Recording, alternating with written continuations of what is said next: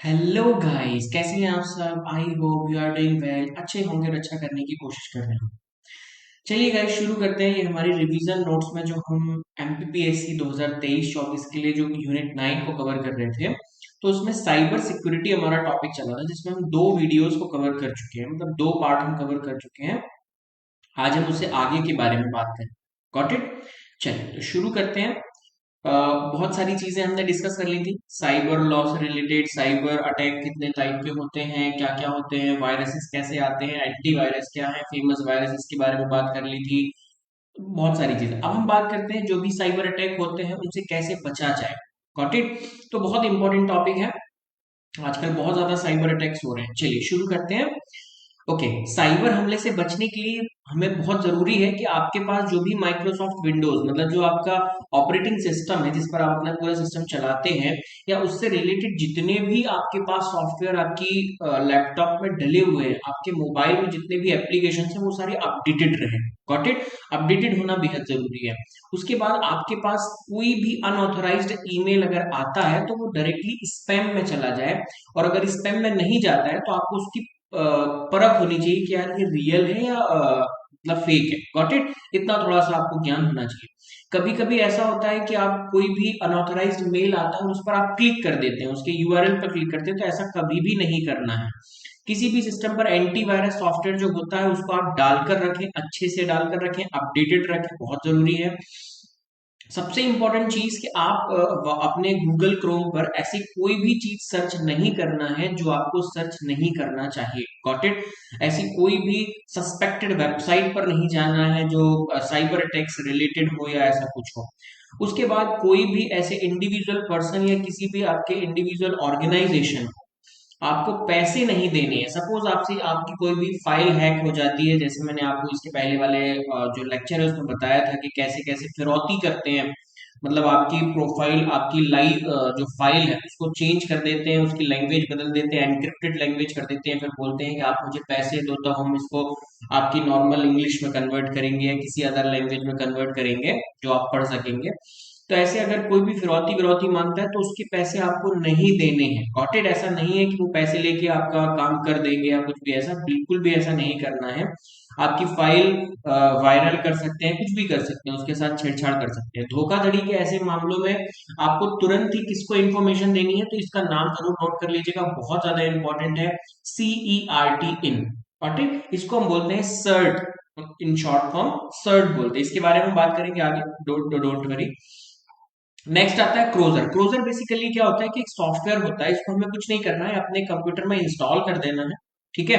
और हमें बस उस पर वो जो सॉफ्टवेयर है वो इतनी नजर रखता है कि आपके बच्चे कुछ गलत तो नहीं देख रहे हैं, ऐसा तो नहीं देख रहे हैं जो उनको नहीं देखना चाहिए, कुछ वायलेंट तो नहीं देख रहे हैं। Got it. तो ये एक सॉफ्टवेयर होता है जो कि हमारे नजर रखता है, पेरेंट्स के जैसे काम करता है बच्चों के लिए। जो अगर वो लैपटॉप पर कुछ भी देख रहे हैं तो वो उस पर नजर बनाकर रखता है। Got it. ओके। जो उनको नहीं देखना चाहिए वो उनका नहीं देखने देगा, जो उनकी मानसिकता पर बुरा प्रभाव डालेगा। ओके।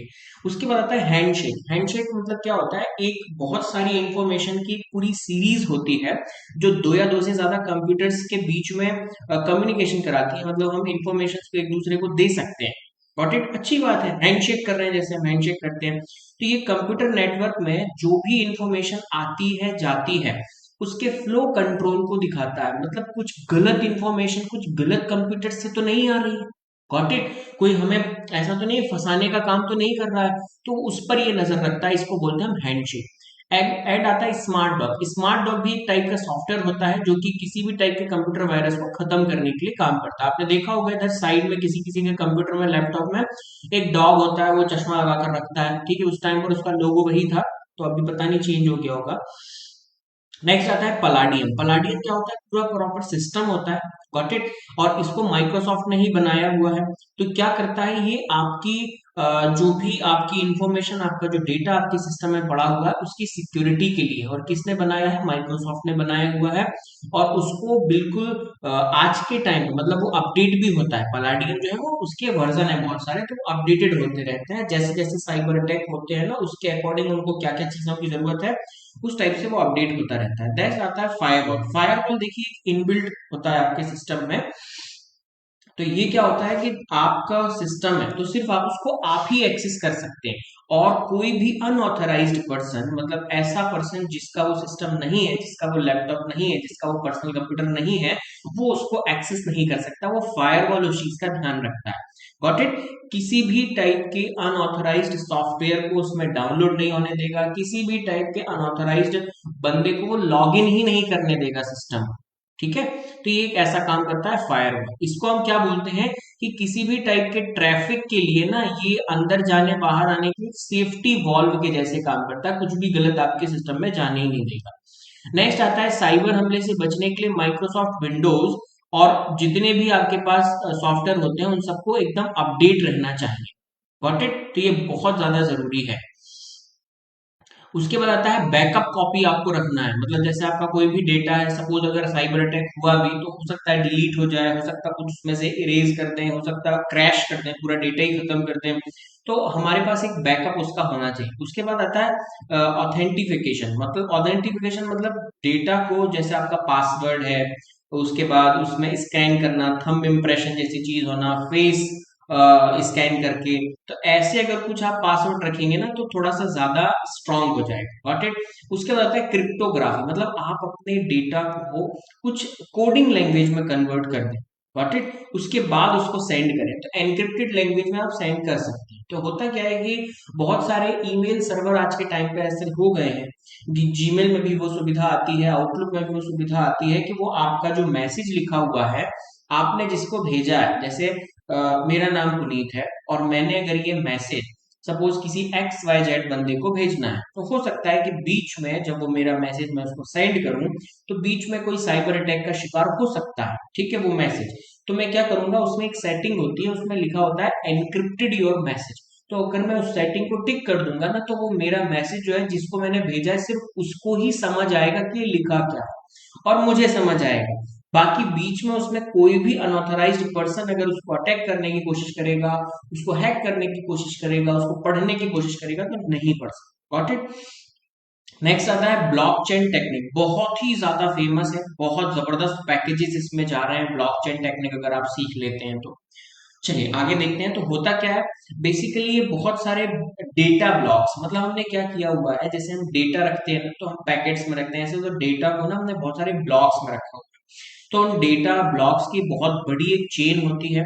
इसमें क्या होता है कि एक आपस में वो डेटा एक्सचेंज करते हैं, वही ब्लॉक जो है आपस में, आपको ज्यादा डिटेल में नहीं जाना है, सिंपल सा समझना है। ब्लॉक चेन है तो ऐसे बहुत सारे ब्लॉक्स बने हुए हैं, इनमें डेटा रखा हुआ है। ठीक है। और ये आपस में एक दूसरे को ना डेटा ट्रांसफर कर सकते हैं, ले सकते हैं, दे सकते हैं। Got it.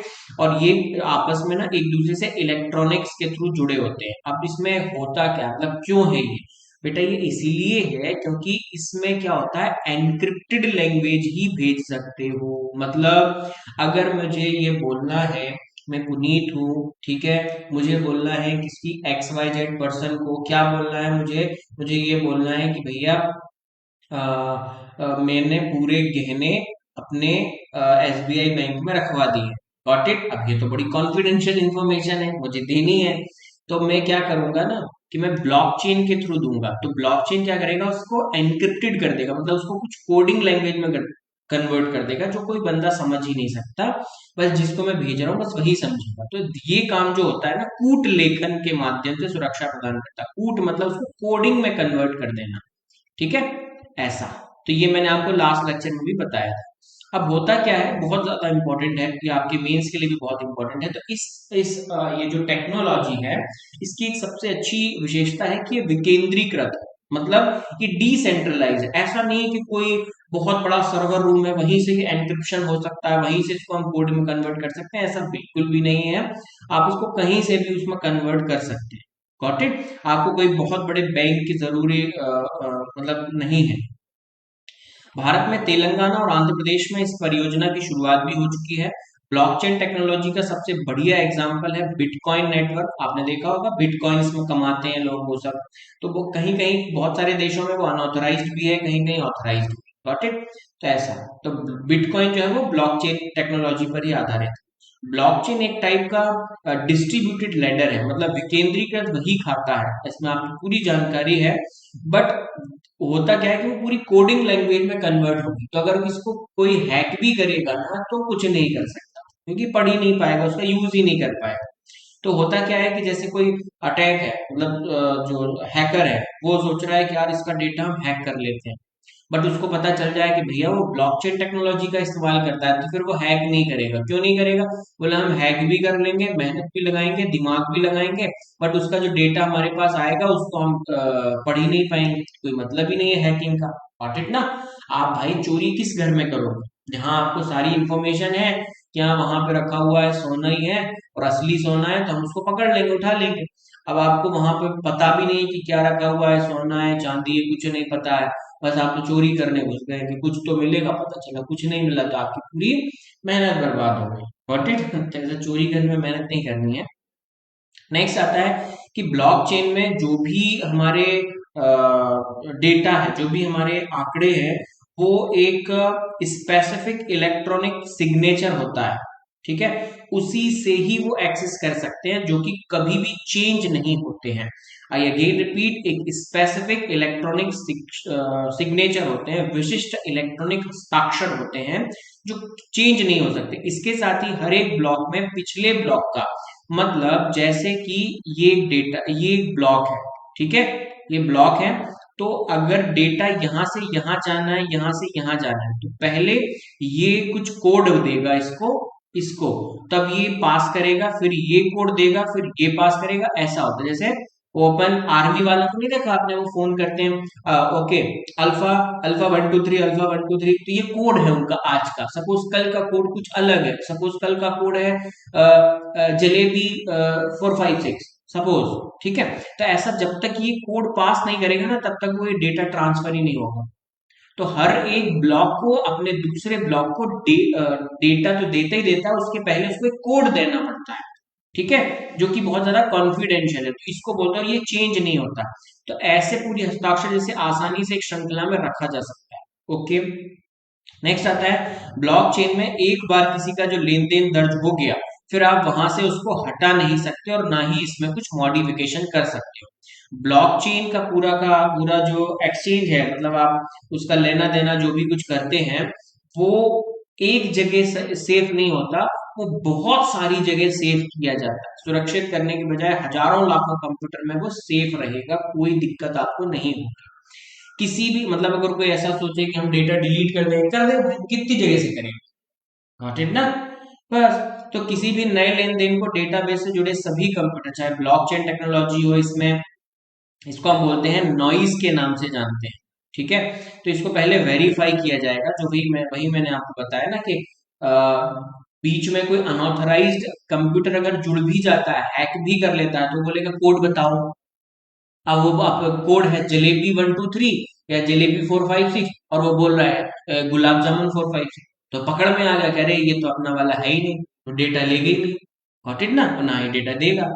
ऐसा इसके एग्जाम्पल है, जैसे फेसबुक द्वारा उसने एक लिब्रा नाम से एक एक्स्ट्रा बिटकॉइन जारी किया था, प्रिफर, लाइटकॉइन, कर्नाडो एंड पोल्काडोट, ठीक है, स्टेलर, टेदर, मोनेरो, नेमोकॉइन, बाइटकॉइन, ग्रिडकॉइन, रिपल, ये सारी क्रिप्टो करेंसीज हैं, ठीक है?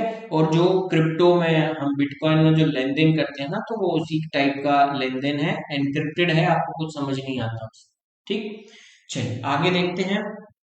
देखिए, भारतीय साइबर सुरक्षा के ना कुछ उपाय हैं, तो उस उपाय के लिए हमने क्या किया, हमने बहुत सारे ऑर्गेनाइजेशन ही बना दिए और कुछ रूल्स बनाए। तो एक बहुत ही इंपॉर्टेंट रूल है जो कि 2000 में आया है, इससे क्वेश्चन आता ही आता है, अगर आपके प्रीलिम्स में नहीं आता है तो मेंस में आता है, ठीक है?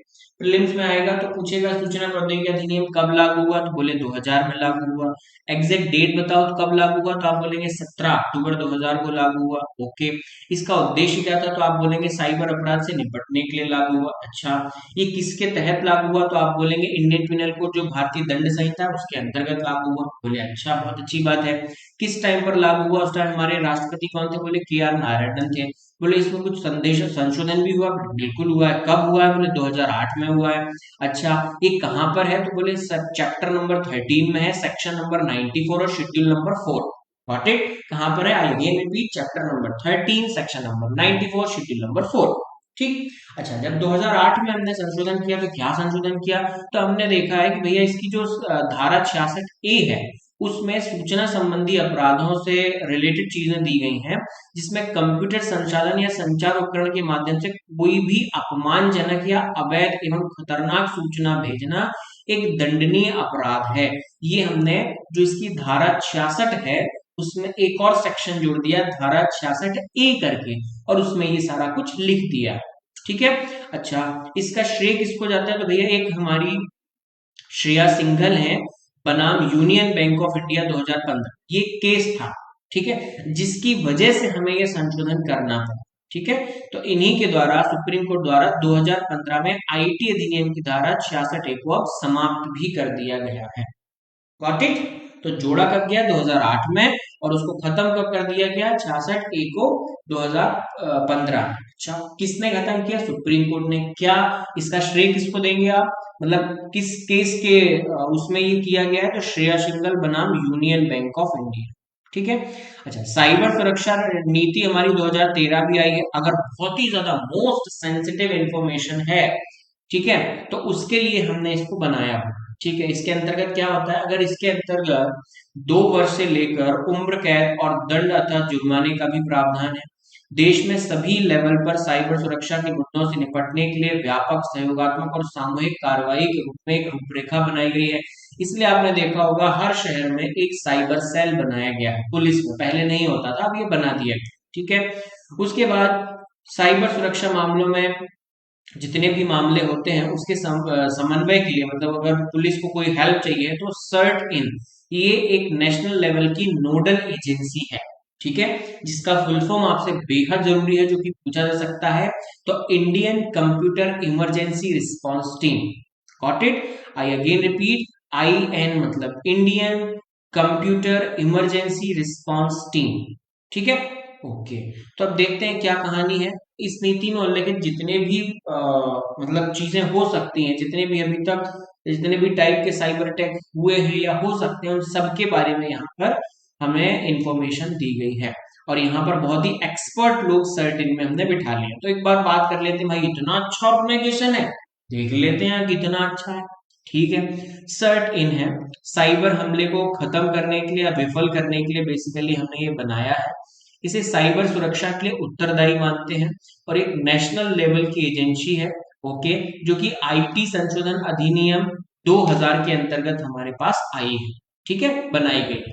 इसका अच्छा एक और चीज पूछी जा सकती है, आपसे पूछेंगे भैया ये बताइए कि ये जो आईटी संशोधन अधिनियम है 2000, क्या ये आपके संविधान में है? तो आप बोले नहीं, कि अधिनियम है, संविधान में नहीं है। ठीक है। अच्छा, आपसे पूछे कि भैया ये सर्ट इन नाम की जो ऑर्गेनाइजेशन है, क्या ये संविधान के अनुसार है या क्या ये संवैधानिक संस्था है? बोला नहीं, ये भी नहीं है, ये भी अधिनियमित संस्था है। ठीक है, ये जो हमारा आईटी एक्ट है 2000 का, उसके अंतर्गत बनाई गई है। ठीक है, इसका उद्देश्य तो आपको पता ही है कि कंप्यूटर में सुरक्षा हो, साइबर सिक्योरिटी से रिलेटेड चीजें हैं, तो उसके लिए बनाई हुई। ओके, सर्टिन इसका गठन जो है वो वित्तीय स्थिरता और विकास परिषद की एक उप समिति के अनुशंसाओं पर किया गया था। तो आपको ये भी पूछा जा सकता है कि किसने किया था? तो आप बोल सकते हैं कि भैया आईटी एक्ट 2000 के अंतर्गत किया गया था, और बेसिकली इसका गठन जो है वो विकास परिषद की एक उप समिति थी, उसने बोला था कि ऐसा गठन करो, तो हमने कर दिया था, तो सरकार ने कर दिया था। स्थापना हुई 19 जनवरी 2004 को, मुख्यालय आया नई दिल्ली में, और ये किस मंत्रालय के अंतर्गत है? ये बहुत इंपॉर्टेंट है, ministry of electronics and information technology. I again repeat, ministry of electronics and information technology. ठीक है, चलिए, तो ये याद रखिएगा। आगे देखते हैं, भारतीय साइबर अपराध समन्वय केंद्र। अच्छा, ये भी कुछ है क्या? ये एक अलग ऑर्गेनाइजेशन है। अच्छा अच्छा, ऑर्गेनाइजेशन है, ठीक है, देखते हैं क्या है। देखिए, जनवरी 2020 में अभी रिसेंटली किया गया है उद्घाटन। ठीक है, गृह मंत्रालय द्वारा साइबर क्राइम से निपटने के लिए भारतीय साइबर अपराध समन्वय केंद्र, Indian cyber crime coordination centre 14C, इसका उद्घाटन अभी किया गया। ओके, इसमें क्या चीज है? तो ये पूरे, पहली बात तो पूरे इंडिया में लागू है। ठीक, ओके।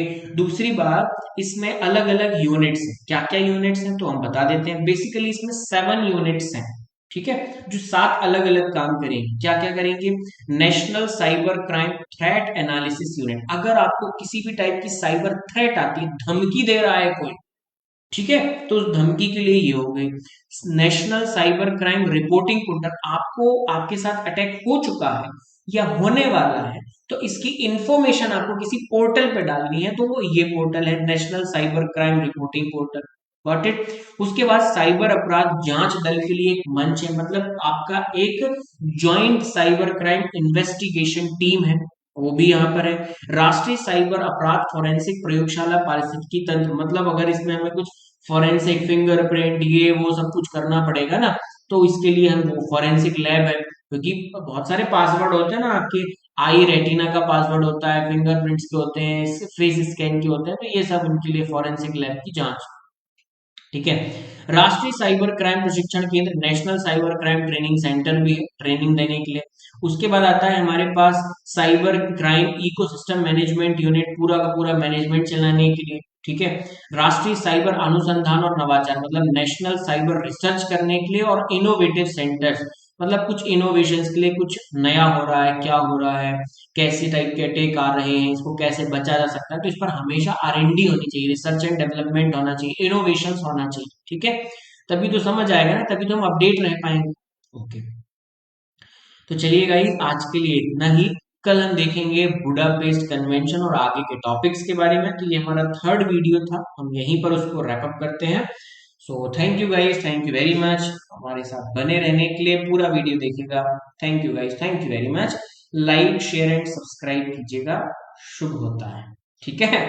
चलिए, थैंक यू वेरी मच।